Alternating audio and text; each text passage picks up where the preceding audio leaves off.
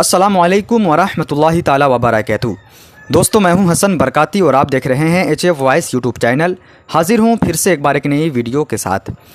दोस्तों, आज की इस वीडियो में हम और आप हिंदुस्तान के बहुत ही मशहूर व मारूफ टीचर, बहुत ही फेमस टीचर जिसे दुनिया खान सर के नाम से जानती और पहचानती है, बहुत ही फेमस ये टीचर हैं और इनकी वीडियो काफ़ी नॉलेजेबल वीडियो हुआ करती है।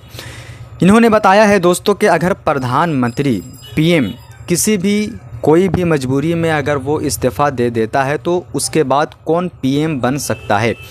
बहुत ही अहम ज़रूरी बात खान सर ने हम लोगों के नॉलेज में दिया है। दोस्तों, यकीनन आप लोग पूरी वीडियो को देख करके जाएं।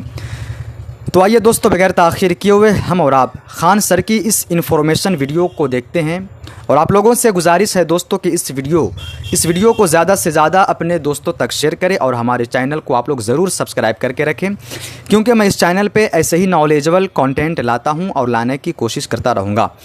आइए दोस्तों, सबसे पहले हम और आप उस वीडियो को देखते हैं कि खान सर ने हम लोगों को क्या बताया है मोदी सरकार के ताल्लुक से, पॉलिटिक्स के ताल्लुक से। सरकार बनाने के लिए प्रधानमंत्री से ज्यादा जरूरी है पार्टी। नरेंद्र मोदी प्रधानमंत्री वर्तमान, वहां आपको दिखने में लग सकता है कि प्रधानमंत्री को क्या दिक्कत हो, उस लाइफ को जी नहीं पाइएगा। वहां जाने के बाद आप देखिए, PM के बारे में कहा जाता है कि PM जो है वो जिस पार्टी से भी बनना चाहे उस पार्टी को लोकसभा में कम से कम 50% से ज्यादा वोट होना चाहिए।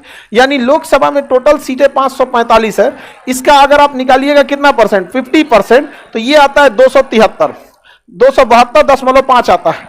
तो उससे अच्छा बढ़ा दीजिए इसको, 73 हो गया बहुमत। तो सरकार उसी की बनेगी जिसके पास बहुमत हो। यानी सरकार बनाने के लिए प्रधानमंत्री जैसे व्यक्ति से ज्यादा जरूरी है पार्टी, क्योंकि एक व्यक्ति को तो एक ही जगह से वोट मिल सकता है। नरेंद्र मोदी प्रधानमंत्री वर्तमान में, उन्हें वोट केवल बनारस के लोगों ने दिया है, पर्सनल वोट उन्हें बनारस के लोगों ने दिया। इसलिए प्रधानमंत्री बनने के लिए व्यक्ति से ज्यादा जरूरी हो जाता है पार्टी, कि अगर पार्टी नहीं तो आप प्रधानमंत्री नहीं। अभी नरेंद्र मोदी बीजेपी से, अगर वो बीजेपी से ही उनको निकाल दे JP नड्डा, खत्म कहानी, उनकी पूरी कहानी खत्म हो जाएगी। इसका मतलब प्रधानमंत्री पद के लिए व्यक्ति से ज्यादा बड़ा कौन है? कौन है? पार्टी। जब मन तब चेंज भी किया जा सकता है पार्टी को। जब 2004 में इलेक्शन हुआ था और रिजल्ट आई थी, पता चल गया था कि कांग्रेस की सरकार बनेगी, किसी को पता ही नहीं था मनमोहन सिंह प्रधानमंत्री बनेंगे, क्योंकि मनमोहन सिंह एस जयशंकर सर की तरह थे।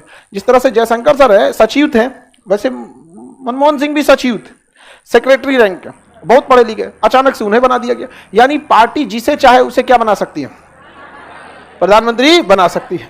अभी मोदी जी को के जगह पे अगर किसी और को भी प्रधानमंत्री बनाना चाहे तो बीजेपी पार्टी के जो अपनी लीडर्स हैं वो आपस में प्रस्ताव पारित करके, पार्टी के संविधान, हर राजनीतिक पार्टी का अलग कानून है, वहां से वो कह देंगे नहीं, हमारे दल का नेता आज से कोई और रहेगा, वो बन जाएगा।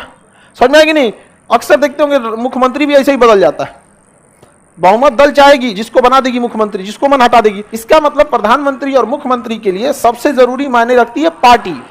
जिस पार्टी के पास बहुमत अर्थात आधे से ज्यादा सीट है, आधे से एक ज्यादा या आधा ज्यादा, आधे से एक ज्यादा सीट है बहुमत, उसी पार्टी से पूछा जाएगा कि आप अपनी पार्टी से किसे भेज रहे हैं प्रधानमंत्री के लिए। अब कोई भी पार्टी गैर जिम्मेदाराना आदमी को तो नहीं भेज सकती, आपको उठा के भेज देगा कि हमारी पार्टी के हैं, झंडा लेके ढोए थे, नहीं के बना दीजिए हैं, भगा देगा। यहाँ पे पार्टी में भी एक क्या होना चाहिए? फेस होना चाहिए जिसके प्रति। और दूसरा, प्रधानमंत्री के ऊपर कितनी जिम्मेदारी, उसको एक अच्छा वक्ता होना चाहिए, भाषण दे सके जनता के साथ, मित्रों अच्छे दिन आने वाले हैं, तो उनके पास एक क्या होना चाहिए? क्वालिटी होना चाहिए। इसके अलावे एक पार्टी को संभालने वाला व्यक्ति होना चाहिए, जो पार्टी के एक गांव के मुखिया लेवल से, सोचिए दिल्ली में बैठा व्यक्ति प्रधानमंत्री को कितना बड़ा जिम्मेदारी रहता है। एक वक्ता होना अलग बात है कि अच्छा बोलने वाला होना चाहिए। उसके बाद क्या होना चाहिए? पार्टी को अच्छे से जोड़ के रखे। पता चला बैनल है प्रधानमंत्री, पार्टी घसक गई, तो यहां क्या प्रधानमंत्री का इंडिविजुअल वैल्यू है? नहीं है। तो उनको अपनी पार्टी को भी संभालना पड़ता है। उस पार्टी का कौन मुख्यमंत्री रहेगा, किधर से, बेंगलोर में किसको टिकट दिया जाएगा, उड़ीसा में किसको दिया जाएगा, केरला में किसको दिया जाना चाहिए। तो अपनी पार्टी में एक पकड़ होना चाहिए। समझ में आ रहा है कि नहीं आ रहा?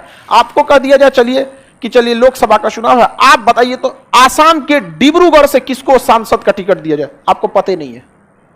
सोच सकते हैं कितनी जिम्मेदारी है प्रधानमंत्री। उसके बाद कौन योजनाएं चल रही हैं, देश के लोगों को कैसे ठीक से रखा जाए ताकि देश का शासन भी अच्छे से चल सके। तीसरी जिम्मेदारी चौथी जिम्मेदारी, विदेश में जितने बड़े मामले होते हैं उसमें वित्त मंत्री या विदेश मंत्री का काम नहीं चलता है। यूएनओ का मैटर हो गया या दो देशों के बीच आपसी संबंध का, तो प्रधानमंत्री को जाना पड़ता है। आप समझ रहे हैं प्रधानमंत्री के ऊपर जिम्मेदारी। वहां आपको दिखने में लग सकता है कि प्रधानमंत्री को क्या दिक्कत होता है, वहां जाने के बाद आप उस लाइफ को जी नहीं पाइएगा, इतना टफ होता है। आपके यहाँ किसी के यहाँ देखिएगा, एगो बियाह पड़ जाता है तो बेटी के पिताजी को देखिएगा, उनके सांस लेने की फुर्सत नहीं, अरे हो जनरेटर का हैंडल किधर है, ऐसे जाता है, जनरेटर का हैंडल भुला गए इनके यहाँ नहीं देखे हैं, अजब अजब चीज गायब हो जाता है वहां पे। एगो बियाह नहीं हैंडल हो पाता है, देश हैंडल करना कितना बड़ा बात है। उसमें से सर्जिकल स्ट्राइक कब हो जाता है, कब किसान आंदोलन हो जाता है, कभी कुछ हो जाता है, बाकी बचल नेतवा कब उल्टा सीधा बोल देता है सब, अब उसको जाके ढापना पड़ता है प्रधानमंत्री को। प्रधानमंत्री का कितना काम मुश्किल है, समझ में आ गया कि नहीं आ गया। उसके अलावा विपक्ष को संभालना अलग,